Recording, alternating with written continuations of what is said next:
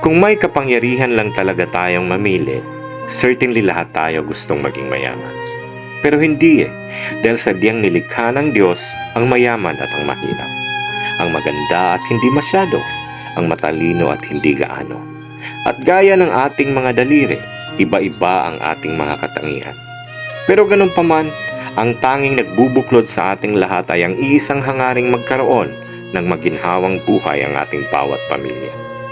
Kaya kung nasa taas man ang estado mo ngayon, huwag kang feeling perfect. Huwag umastang para kang sino. At sakaling nasa mababa ka man ngayon, huwag panghinaan ng loob. Maging grateful sa kung anong meron ka. Because success really comes in different forms. Hindi ito tungkol sa yaman lang. Bagkus, ito'y tungkol sa pagkakaroon ng simple at masayang pamilya. Walang mga sakit, may tahimik at payapang isipan. Good morning!